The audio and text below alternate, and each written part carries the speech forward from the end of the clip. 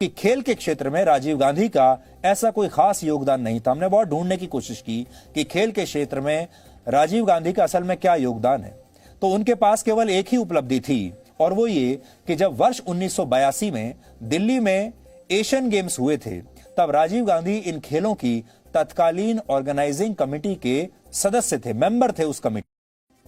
और उस समय एशियन गेम्स के लिए दिल्ली में 2 बड़े स्टेडियम बने थे। पहले तो हमारे देश में दिल्ली में स्टेडियम ही नहीं हुआ करते थे और तब 2 बड़े स्टेडियम बनाए गए। एक का नाम जवाहरलाल नेहरू स्टेडियम रखा गया और दूसरा था इंदिरा गांधी इंडोर स्टेडियम। यानी एक स्टेडियम का नाम राजीव गांधी के मां के नाम पर और दूसरा उनके नाना के नाम पर। एशियन गेम्स के लिए जो स्टेडियम बने उनका नाम भी गांधी नेहरू परिवार पर ही रखा गया। और ऐसा नहीं है कि यह परंपरा 1982 में ही नई शुरू हुई थी। इसलिए पहले तो यह देख लीजिए कि 1982 में जब ये खेल शुरू हुए, एशियाई खेल जब हुए हमारे देश में, तो एक स्टेडियम का नाम राजीव गांधी के नाना पर और एक स्टेडियम का नाम उनकी मदर के नाम पर, उनकी मां के नाम पर, इंदिरा गांधी के नाम पर। आजादी के बाद से ही भारत में सड़कों से लेकर शिक्षण संस्थानों और पुरस्कारों तक सबको गांधी नेहरू परिवार की पहचान से ही जोड़ा गया।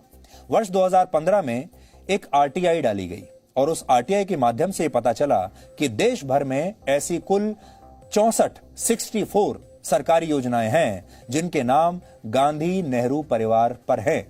इनमें तब 12 केंद्रीय योजनाएं थीं। इसके अलावा 28 स्पोर्ट्स टूर्नामेंट्स और ट्रॉफीज भी इन्हीं के नाम पर हैं। 23 स्टेडियम गांधी नेहरू परिवार के नाम पर हैं। हमारे देश में 5 हवाई अड्डे और बंदरगाह भी गांधी नेहरू परिवार के नाम पर हैं और 98 शिक्षण संस्थान भी इन्हीं के नाम पर हैं। 51 अलग अलग पुरस्कार इन्हीं के नाम पर दिए जाते हैं। 15 फेलोशिप गांधी परिवार के नाम पर दिए जाते हैं। 39 अस्पताल और मेडिकल संस्थान और लगभग 100 सड़कों का नाम गांधी नेहरू परिवार के नाम पर रखा गया है। अगर इन सबको मिला दिया जाए तो यह संख्या लगभग 450 के आसपास बैठती है। इसके अलावा वर्ष 2012 में भी एक और आरटीआई के माध्यम से यह पता चला कि उस समय देश में चल रही 58 केंद्रीय योजनाओं और संस्थानों में से 27 के नाम गांधी नेहरू परिवार पर थे। और वो इसलिए था क्योंकि 2012 में तब कांग्रेस की सरकार थी, डॉक्टर मनमोहन सिंह प्रधानमंत्री थे। अब आप खुद सोचिए कि इस देश पर किसने अपने नाम का लेबल चिपकाने की कोशिश की है। यहां पर एक मानसिकता को समझने की कोशिश कीजिए। यह वो दौर था जब कोई भी बच्चा जब पैदा होता था तो जिस अस्पताल में पैदा होता था उस अस्पताल का नाम गांधी नेहरू परिवार के नाम पर रखा होता था। उसके बाद जिस पार्क में खेलने जाता था उसका नाम भी गांधी नेहरू परिवार के नाम पर होता था। जिस सड़क से वो बड़ा होकर गुजरता था वो भी गांधी नेहरू परिवार की।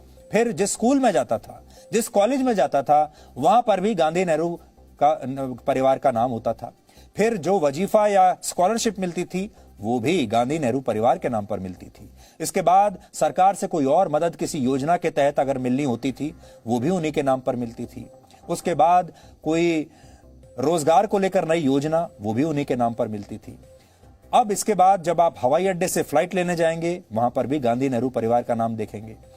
अगर बंदरगाह पर जाएंगे वहां पर भी गांधी नेहरू परिवार का नाम देखेंगे। यानी पूरा एक इकोसिस्टम ऐसा बना दिया गया कि आप जैसे ही अपने घर की खिड़की खोलेंगे, अपने घर से बाहर निकलेंगे, आपको कोई ना कोई चीज गांधी या नेहरू परिवार के नाम पर दिखाई देगी। और अगर आप अपने घर में भी बंद रहेंगे, जब किताबें खोलकर देखेंगे, स्कूल में पढ़ने जाएंगे तो किताबों में भी वही मिलेगा। और जब घर आकर टीवी देखेंगे तो टीवी में भी वही मिलेगा। जब अखबार पढ़ेंगे तो अखबार में भी वही मिलेगा। क्योंकि तब का जो मीडिया था असल में गोदी मीडिया तो उस जमाने में था जिसने आपको 70 साल तक कभी पता ही नहीं चलने दिया कि इसके बाहर भी कोई और दुनिया है।